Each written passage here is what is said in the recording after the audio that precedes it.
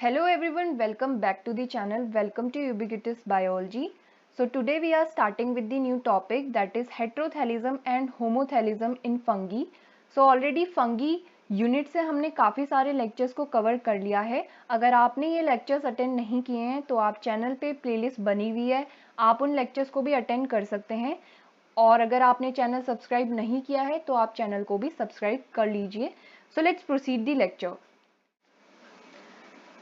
Heterothallism and homothallism की जब हम बात करते हैं फंगी के अंदर, तो इसमें सबसे पहले हम देखते हैं साइंटिस्ट एएफ ब्लेक्सली को, जिन्होंने 1904 में डिस्कवरी करी थी मेटिंग टाइप्स और जेनेटिकली डिस्टिंक्ट स्ट्रेन्स इन म्यूकर स्पीशीज. तो इन्होंने अपना कंट्रीब्यूशन ये दिया था कि इन्होंने म्यूकर स्पीशीज के अंदर एक्सपेरिमेंट करके डिस्कवरी करी थी मेटिंग टाइप्स की, और जेनेटिकली डिस्टिंक्ट स्ट्रेन्स इन्होंने देखे थे म्यूकर के अंदर. मेटिंग टाइप्स हम कहते हैं डिफरेंट इंडिविजुअल जो आपस में कंपैटिबल होते हैं एक नए इंडिविजुअल को प्रोड्यूस करने के लिए. ओके, तो ये मेटिंग टाइप्स जो है ये इंपॉर्टेंट रोल प्ले करते हैं हमारे इस टॉपिक के लिए जिसमें हम हेट्रोथेलिज्म की बात कर रहे हैं. तो मेटिंग टाइप होते हैं ऐसे इंडिविजुअल जो आपस में कंपैटिबल होते हैं और आगे चल के ये फर्टिलाइज करके एक नए इंडिविजुअल को फॉर्म करते हैं. सबसे पहले हम बात करेंगे हेट्रोथेलिक फंगी की. So fungi with different mating types are called heterothelic fungi. ऐसी फंगी जिसके पास डिफरेंट मेटिंग टाइप्स प्रेजेंट होते हैं उन्हें हम हेटेरोथेलिक फंगी कहते हैं. हेटेरो मीन्स होता है डिफरेंट एंड थेलिक मीन्स होता है बॉडी स्ट्रक्चर. तो यहाँ पे डिफरेंट बॉडी स्ट्रक्चर यानी दो डिफरेंट मेटिंग टाइप्स आपस में फ्यूज होके जो कि कंपैटिबल होंगे वो एक नए इंडिविजुअल को फॉर्म करते हैं, उन्हें हम हेटेरोथेलिक फंगी कहते हैं. Homothallic fungi fungi without mating types are called homothallic fungi. Homo means होता है सेम एंड थेलिक मीन्स होता है थैलस मीन्स बॉडी स्ट्रक्चर. तो जहां सेम इंडिविजुअल के अंदर मेल और फीमेल प्रेजेंट होते हैं और ये फर्टिलाइज करके एक नया इंडिविजुअल फॉर्म करते हैं. So some fungi and algae are homothelic if both male and female gametes are produced in same individual can fertilize each other. तो homothelic के केस में कुछ फंगी और एल्गी में देखा जाता है कि मेल और फीमेल प्रोड्यूस किए जाते हैं सेम इंडिविजुअल के अंदर और ये बाद में एक दूसरे को फर्टिलाइज करके एक नया इंडिविजुअल बना देते हैं. हेट्रोथेलिक का केस भी देखा जाता है फंगी और एल्गी के अंदर जिसमें gametes can only be fertilised by gametes from the another individual of the same species. Same species के अलग अलग इंडिविजुअल आपस में फर्टिलाइज करके एक नए इंडिविजुअल को प्रोड्यूस करते हैं हेट्रोथेलिक के केस में. आई होप आपको यहाँ से इन दोनों के बारे में समझ आ गया होगा कि हेट्रोथेलिक क्या होता है एंड होमोथेलिक किसे हम कहते हैं. हेट्रोथेलिक के केस में दो अलग अलग मेटिंग टाइप्स प्रेजेंट होते हैं जो कि आपस में कंपैटिबल होते हैं फर्टिलाइजेशन के लिए और आगे चल के एक नए इंडिविजुअल को फॉर्म करते हैं. होमोथेलिक के केस में सेम इंडिविजुअल के अंदर मेल और फीमेल गैमेट्स प्रेजेंट होते हैं और ये एक दूसरे को फर्टिलाइज करके एक नए इंडिविजुअल को फॉर्म करते हैं. हेट्रोथेलिज्म के कारण वेरिएशन देखा जाता है स्पीशीज के बीच में. तो जब दो डिफरेंट इंडिविजुअल आपस में मेटिंग करेंगे तो वहां पे क्या होगा, जेनेटिक वेरिएशन देखने के लिए मिलेगा यानी जीन्स का एक्सचेंज होगा जिस कारण वेरिएशन देखने के लिए मिलता है स्पीशीज के अंदर. Morphologically similar mating type according to Blakeslee इन्हें हम कहते हैं प्लस और माइनस. जैसे हम बाकी केसेस में देखते हैं मेल और फीमेल सेक्स प्रेजेंट होते हैं, लेकिन जब हम मेटिंग टाइप की बात करते हैं मॉर्फोलॉजिकली सिमिलर मेटिंग टाइप तो उसको हम प्लस और माइनस से डिनोट करते हैं. ये इक्विवेलेंट होता है डिफरेंट सेक्सेस के. ओके, हेट्रोथेलिज्म को डिफाइन किया जाता है as condition where two complementary mating types are needed for sexual reproduction. Heterothallism को डिफाइन किया जाता है जहां पे दो कॉम्प्लीमेंट्री मेटिंग टाइप की जरूरत होती है सेक्सुअल रिप्रोडक्शन के लिए. White house in 1949 recognized the following two types of heterothelism. First is morphological heterothelism and second is physiological heterothelism. First हम बात करेंगे morphological heterothelism की. Morphologically different male and female sex organs or gametes are present in two closely associated mycelia. तो यहाँ पे कुछ इस तरीके से दो माइसीलिया प्रेजेंट होते हैं जो कि क्लोजली एक दूसरे से अटैच्ड फॉर्म में रहते हैं और इसमें एक मेल और फीमेल गैमेट्स जो हैं इस तरीके से प्रेजेंट होते हैं जो आपस में फ्यूज करके एक नया इंडिविजुअल फॉर्म कर देते हैं। ये केस लोअर फंगी में देखा जाता है। इसके एग्जाम्पल एकाइलिया की कुछ स्पीशीज होती हैं जो मॉर्फोलॉजिकल हेट्रोथेलिज्म को शो करती हैं। इसके अलावा फाइटोप्थोरा, पेरेनोस्पोरा की स्पीशीज भी देखी जाती हैं। व्हाइट हाउस ने हेप्लोडायोशियस टर्म दिया था मॉर्फोलॉजिकली डिफरेंट हेट्रोथेलिक स्पीशीज के लिए। तो ये इंपॉर्टेंट आपको यहाँ से क्वेश्चन देखने के लिए मिल सकते हैं कि हेप्लोडायोशियस टर्म जो है वो किसके लिए यूज किया जाता है। तो व्हाइट हाउस ने इसे मॉर्फोलॉजिकल हेट्रोथेलिज्म के लिए दिया था। नेक्स्ट बात करेंगे फिजियोलॉजिकल हेट्रोथेलिज्म।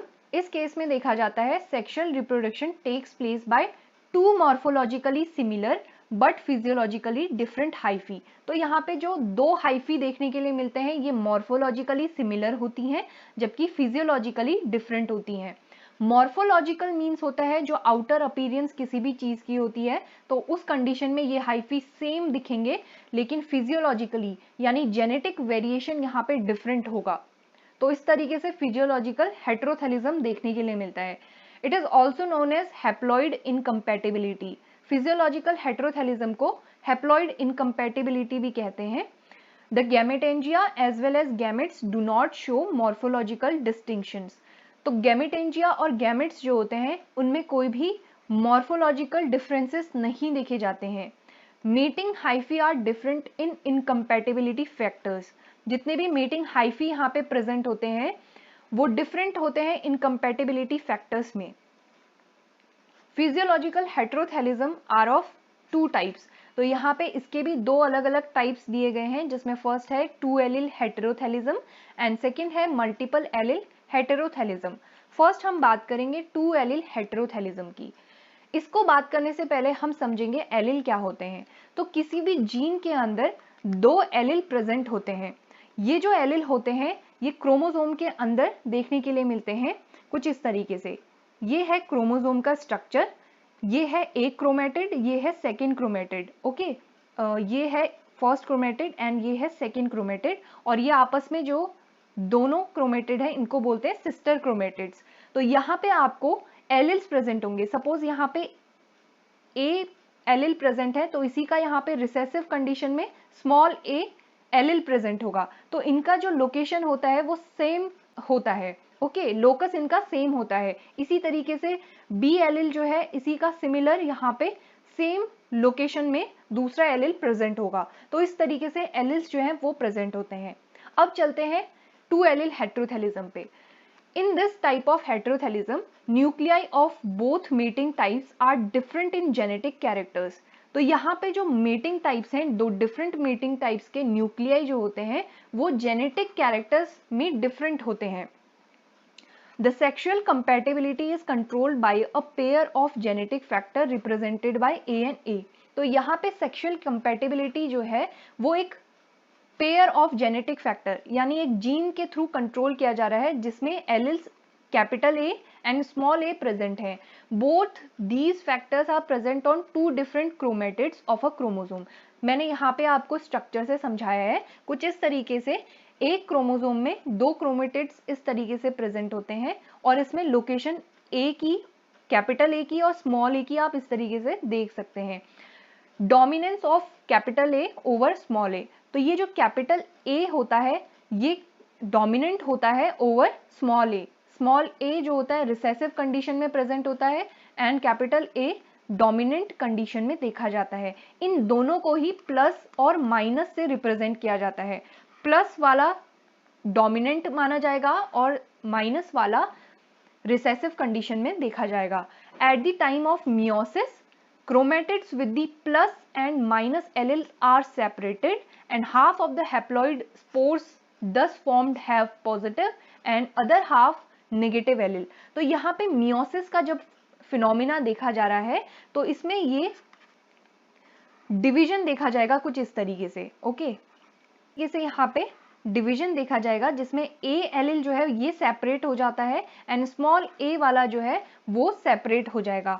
तो इसे हम बोल रहे थे प्लस एंड माइनस बोल रहे थे स्मॉल ए को। तो इस कंडीशन में क्या होगा, प्लस वाले एलिल जो है वो सेपरेट हो जाएंगे एंड माइनस वाले जो एलिल है वो अलग सेपरेट हो जाएंगे। ओके, इस तरीके से इनमें डिवीजन देखा जाएगा।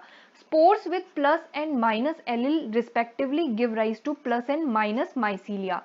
तो यहाँ पे जितने भी प्लस और माइनस एलिल प्रेजेंट होंगे वो एक नए माइसीलिया को फॉर्म करेंगे जो कि प्लस और माइनस का होगा।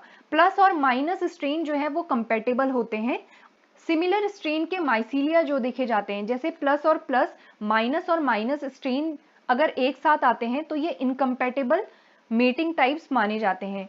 The two complementary mating types plus and minus are must for sexual reproduction. तो जब बात आती है सेक्शुअल रिप्रोडक्शन की तो कॉम्प्लीमेंट्री मेटिंग टाइप्स प्लस और माइनस को माना जाता है। टू एलिल हेटेरोथैलिज्म को ऑब्जर्व किया जाता है Ascobolus magnificus, Puccinia graminis, Ustilago kolleri, Mucor mucedo species के अंदर। तो ये तो इसके एग्जाम्पल थे टू एलिल हेटेरोथैलिज्म के। नेक्स्ट है मल्टीपल एलिल हेटेरोथैलिज्म। मल्टीपल एलिल हेटेरोथैलिज्म के केस में दो से ज्यादा एलिल यहाँ पे देखने के लिए मिलते हैं। अभी हमने जो बात करी थी उसमें हमने कैपिटल ए और स्मॉल ए की बात करी थी, लेकिन इस केस में हम यहाँ पे दो से ज्यादा एलिल की बात करेंगे।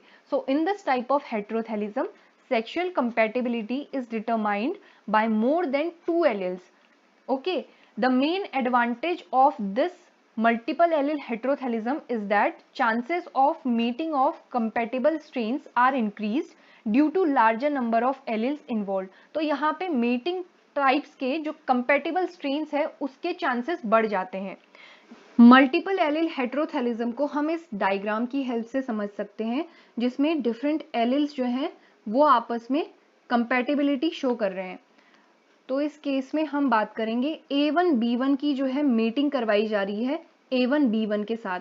तो यहाँ पे जो एलिल्स हैं वो सिमिलर फॉर्म में प्रेजेंट है, यानी A1 A1 के साथ नॉट कंपैटिबल, B1 B1 के साथ नॉट कंपैटिबल। तो result will be not compatible. ये आपस में मेटिंग शो नहीं करेंगे क्योंकि एलिल्स जो हैं वो सिमिलर हैं।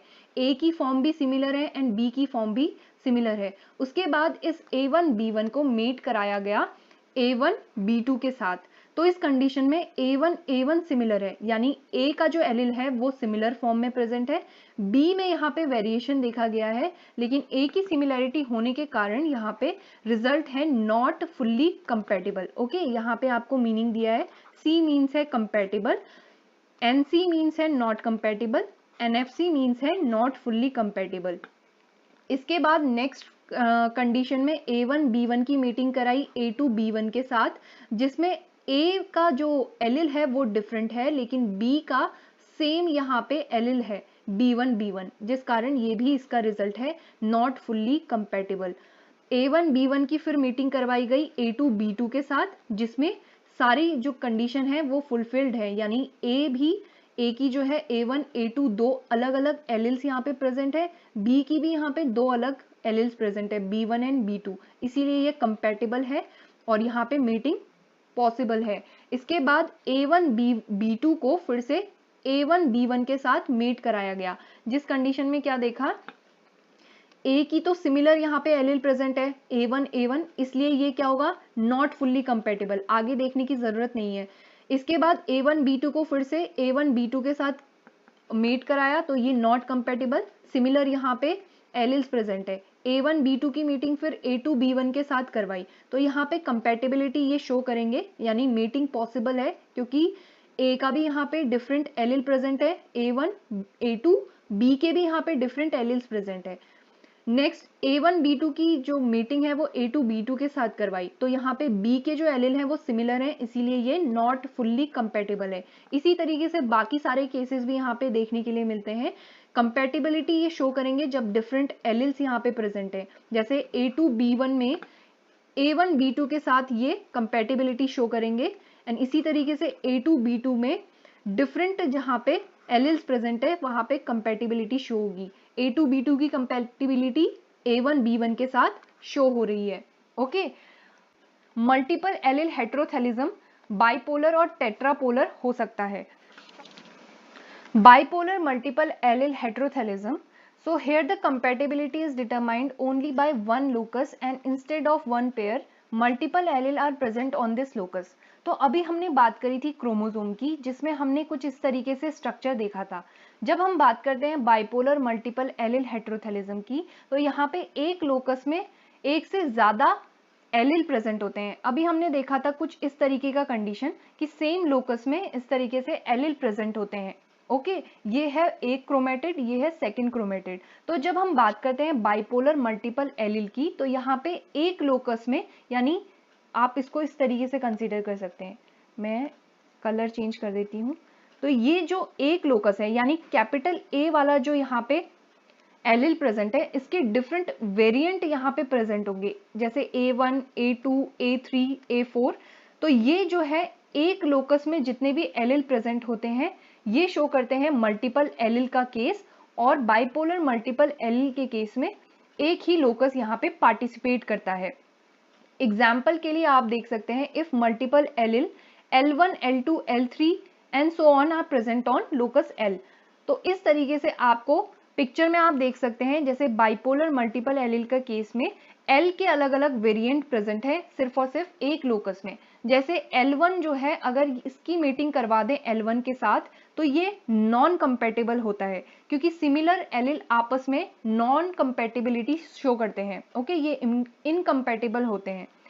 फिर जब हम L1 की मीटिंग करवाएं L2 के साथ, तो ये यहाँ पे कंपेटेबिलिटी शो करता है। L1 की मीटिंग जब L3 के साथ करवाते हैं, तो यहाँ पे भी कंपेटेबिलिटी शो होती है।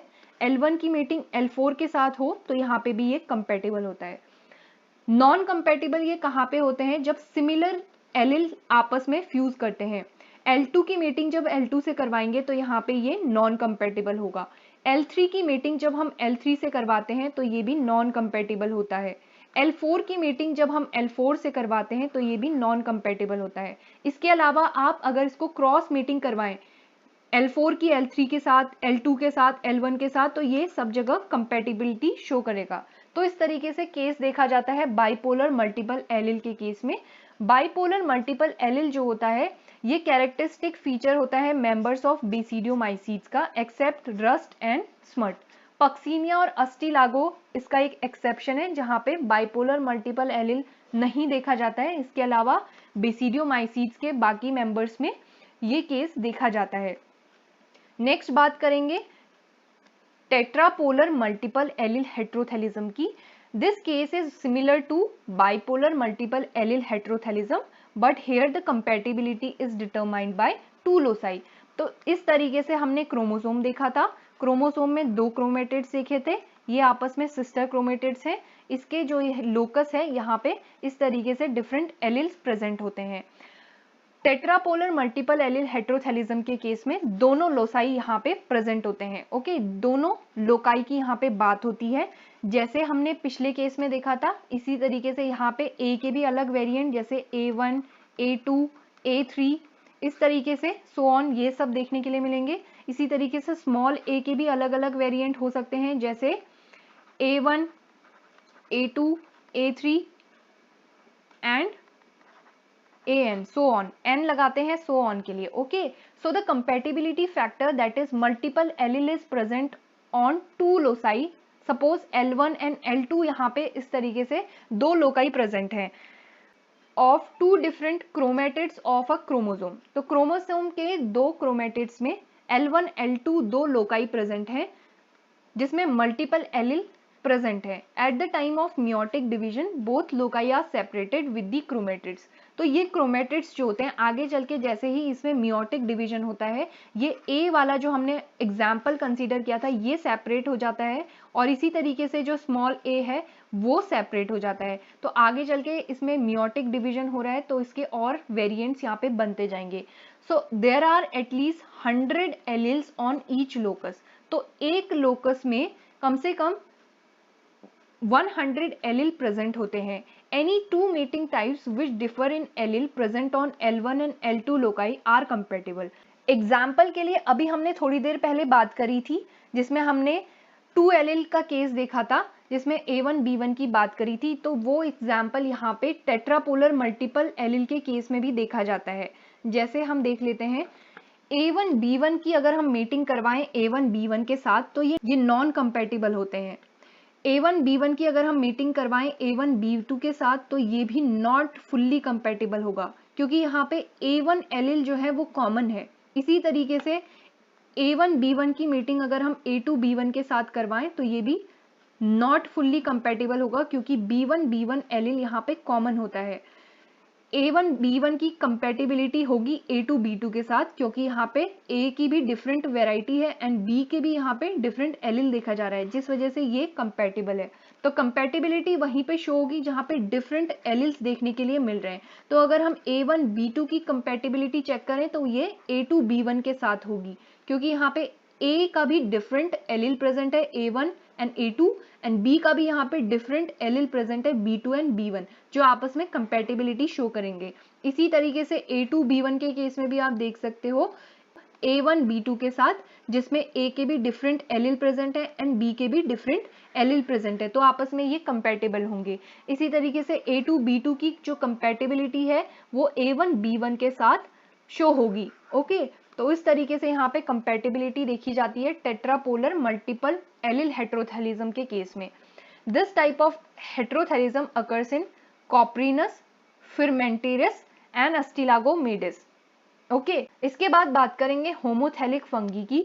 होमोथैलिक फंगी के केस में हम इन्हें sexually self fertile and self compatible मानते हैं, क्योंकि यहाँ पे सिर्फ एक इंडिविजुअल के अंदर मेल और फीमेल दोनों स्ट्रेन प्रेजेंट होते हैं। So all the thalli in these fungi are of only one strain. यहाँ पे दो डिफरेंट स्ट्रेन की जरूरत नहीं होती है। Thus two hyphae of a mycelium developed from the same spore are compatible to each other. तो एक स्पोर से यहाँ पे जो डिफरेंट हाइफी प्रेजेंट है वो आपस में कंपैटिबल होते हैं।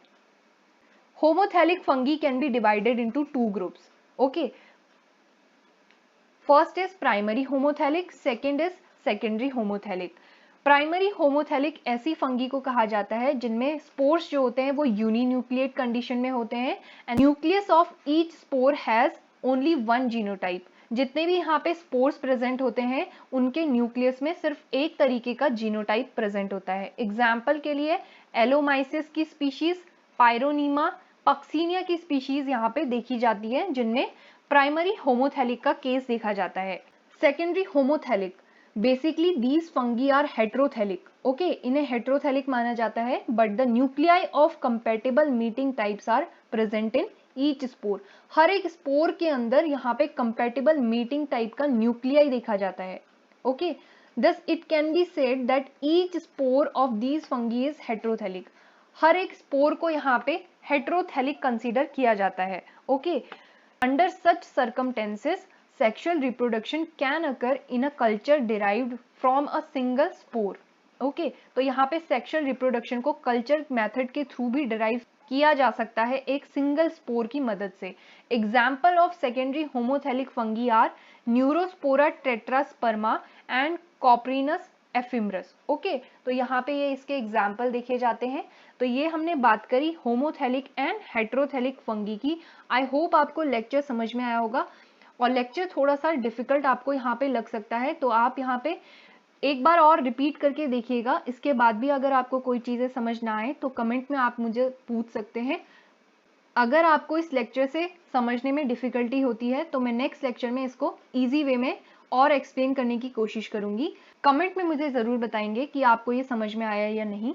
और अगर आपने लेक्चर को शेयर नहीं किया है अपने जूनियर्स के साथ तो आप इसे शेयर कर दें। और thank you so much everyone, keep learning.